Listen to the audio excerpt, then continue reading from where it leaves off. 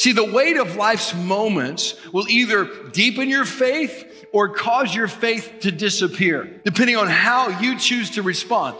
Enoch chose to deepen his faith. But what I want to do for a moment is zoom out and understand what's happening in Genesis chapter 5, because it helps us understand who is this man, what has he done, how has God used him, and what can we learn from his walk and from his life. So Genesis 5 is a genealogy. It gives the history of mankind from Adam all the way to Noah. It covers a 1656-year period. And with a quick high-level history, it leads up to Noah's life and up to the place where Noah is about 500 years old when his three sons, Shem, Ham, and Japheth, are born. Now, we're trying to do okay, that's you can see that probably better than I thought you might. But in our app, this graphic is there, and also the app notes, the message notes here. What I want you to see is this genealogy in chapter 5. This is a visual aid, and Enoch is about seven. He's the seventh generation, right? 6 from Adam. He's the seventh generation, and notice how short his timeline is. He only lived 365 years. He only lived 365 years, but it was a third of what most everyone else was living at that time on the earth.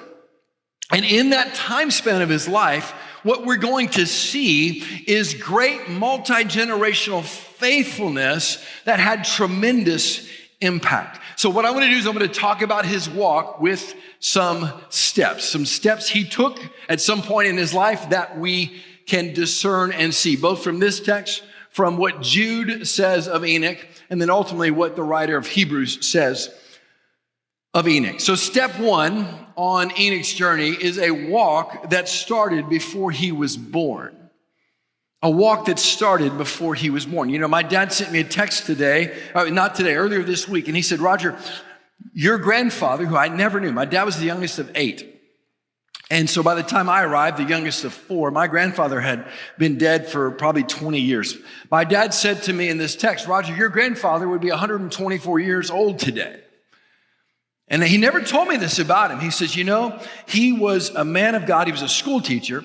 But here's what he told me about him. He said, Roger, your grandfather, my dad, served as the chairman of deacons at First Baptist Church of Elliott, Arkansas for 25 years. And he says they made a decision somewhere along the way to go and buy a bus, and they started a bus ministry, and they gathered, and we were running 300 to 400 people, and many lives were saved. We are where we are in our life because of his faith. It may be your story.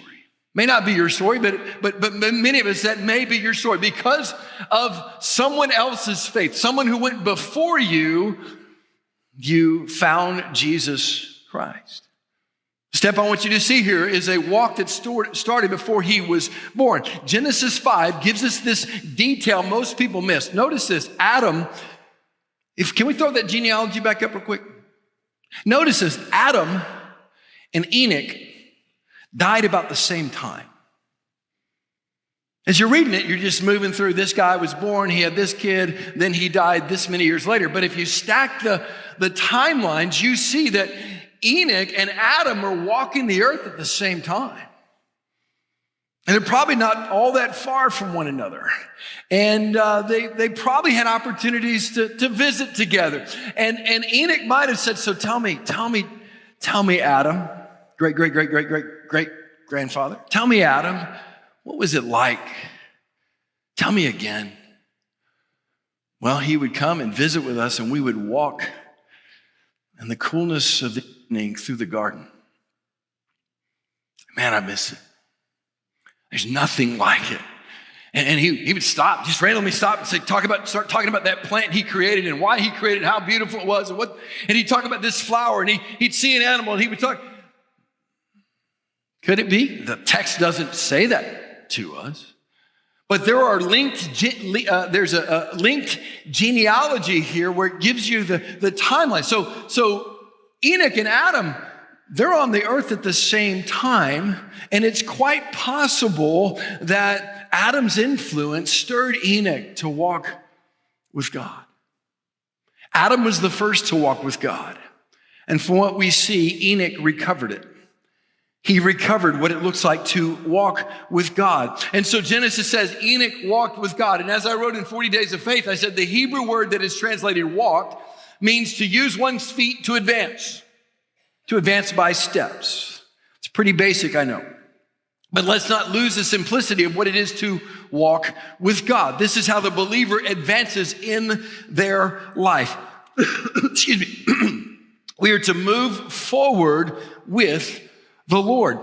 So he walked. He didn't just wave. He didn't just stop in and visit. He walked with God step by step, day by day, and his life was ordered as he walked with him. Notice also this walk intensified, it says here in verse 22, as I see it, after he became a father. Look at verse 22 of Genesis 5. Enoch walked with God after he fathered Methuselah 300 years and had other sons and daughters. See, when responsibility showed up, so did his intentionality. Like when the weight of that responsibility, oh wow, I just took home a little kid from the hospital like a baby. What am I going to do? God help me. Ever had that experience? I have. God help me with this. So that intentionality, the weight of the moment drove him deeper. See, the weight of life's moments will either deepen your faith or cause your faith to disappear, depending on how you choose to respond. Enoch chose to deepen his faith.